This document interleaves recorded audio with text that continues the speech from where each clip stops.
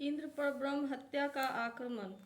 श्री सुखदेव जी कहते हैं, महादानी परीक्षित, वृत्रासुर की मृत्यु से इंद्र के अतिरिक्त तीनों लोक और लोकपाल तत्क्षण परम प्रसन्न हो गए।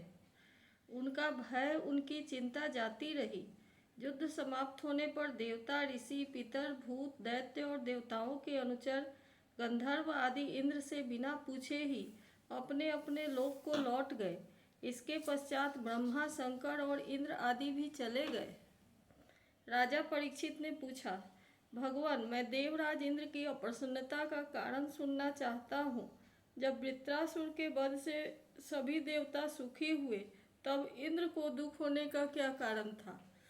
श्री सुखदेव जी ने कहा, परीक्षित, जब वृत्रासुर के पराक्रम से सभी देवता और ऋषि महर्षि अत्यंत भयभीत हो गए, तब उन लोगों ने उसके वध के लिए इंद्र से प्रार्थना की, परंतु वे ब्रह्म हत्या के भय से उसे मारना नहीं चाहते थे।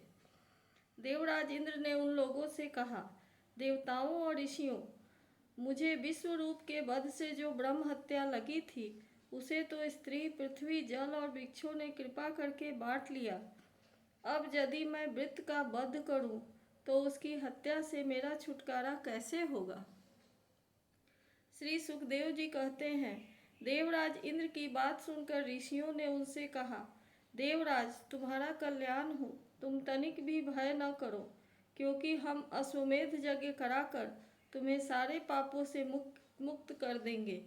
अश्वमेध यज्ञ के द्वारा सबके अंतर्यामी सर्वशक्तिमान परमात्मा नारायण देव की आराधना करके तुम संपूर्ण जगत का वध करने के पाप से मुक्त हो सकोगे। फिर वृत्रासुर के वध की तो बात ही क्या है। देवराज, भगवान के नाम कीर्तन मात्र से ही ब्राह्मण, पिता, गौ माता, आचार्य आदि की हत्या करने वाले महापापी, कुत्ते का मांस खाने वाले चांडाल और कसाई भी शुद्ध हो जाते हैं। हम लोग अश्वमेध नामक महायज्ञ का अनुष्ठान करेंगे। उसके द्वारा श्रद्धापूर्वक भगवान की आराधना करके तुम ब्रह्मा पर्यंत समस्त चराचर जगत की हत्या के पाप से लिप्त नहीं होगे। फिर इस दुष्ट को दंड देने के पाप से छूटने की बात तो क्या है? श्री सुखदेव जी कहते हैं, परीक्षित, इस प्रकार ब्राह्मणों की प्रेरणा प्राप्त करके देवराज इंद्र ने वृत्रासुर का वध किया था। अब उसके मारे जाने पर ब्रह्म हत्या इंद्र के पास आई। उसके कारण इंद्र को बड़ा क्लेश, बड़ी जलन सहनी पड़ी। उन्हें एक क्षण के लिए भी चैन नहीं पड़ता था। सच है, जब किसी संकोची सज्जन पर कलंक लग जाता है, तब उसके धैर्य आदि गुण भी उसे सुखी नहीं कर पाते। देवराज इंद्र ने देखा कि ब्रह्म हत्या साक्षात चांडाली के समान उनके पीछे पीछे दौड़ी चली आ रही है। बुढ़ापे के कारण उनके सारे अंग कांप रहे हैं और क्षय रोग उसे सता रहा है। उसके सारे वस्त्र खून से लथपथ हो रहे हैं। वह अपने सफ़ेद सफ़ेद बालों को बिखेरे ठहर जा, ठहर जा, इस प्रकार चिल्लाती आ रही है। उसके श्वास के साथ मछली किसी दुर्गंध आ रही है, जिसके कारण मार्ग भी दूषित होता जा रहा है। राजन, देवराज इंद्र उसके भय से दिशाओं और आकाश में भागते फिरे। अंत में कहीं भी शरण न मिलने के कारण उन्होंने पूर्व और उत्तर के कोनों में स्थित मानसरोवर में शीघ्रता से प्रवेश किया। देवराज इंद्र मानसरोवर के कमल नाल के तंतुओं में से 1000 वर्षों तक छिपकर निवास करते रहे और सोचते रहे कि ब्रह्म हत्या से मेरा छुटकारा कैसे होगा। इतने दिनों तक उन्हें भोजन के लिए किसी प्रकार की सामग्री न मिल सकी, क्योंकि वे अग्नि देवता के मुख से भोजन करते हैं और अग्नि देवता जल के भीतर कमल तंतुओं में नहीं जा सकते थे। जब तक देवराज इंद्र कमल तंतुओं में रहे, तब तक अपनी विद्या, तपस्या और जोग बल के प्रभाव से राजा नहुष स्वर्ग का शासन करते रहे। परंतु जब उन्होंने संपत्ति और ऐश्वर्य के मद से अंधे होकर इंद्र पत्नी सची के साथ अनाचार करना चाहा, तब सची ने उनसे ऋषियों का अपराध करवाकर उन्हें शाप दिला दिया, जिससे वे सांप बन गए। तदनंतर जब सत्य के परम पोषक भगवान का ध्यान करने से इंद्र के पाप नष्ट प्राय हो गए, तब ब्राह्मणों के बुलवाने पर वे पुनः स्वर्गलोक में चले गए।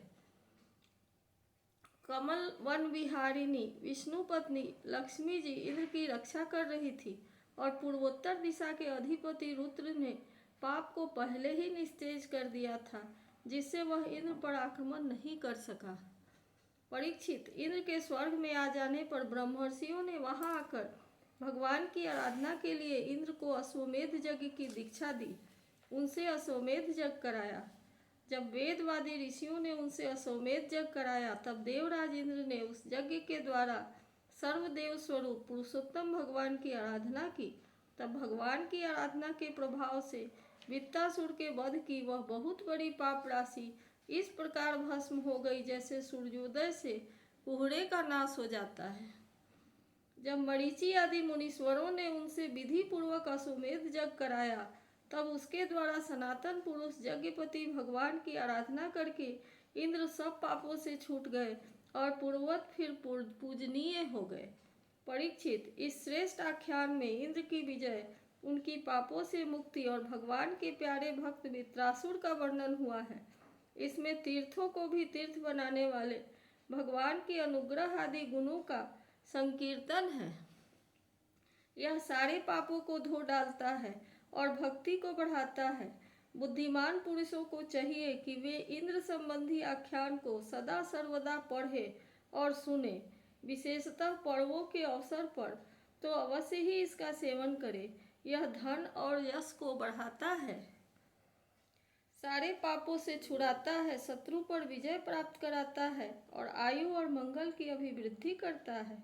इति श्रीमद्भागवत महापुराणे पारमहंस्यां संहितायां षष्ठ स्कंधे इंद्र विजयो नाम त्रयोदशोऽध्यायः।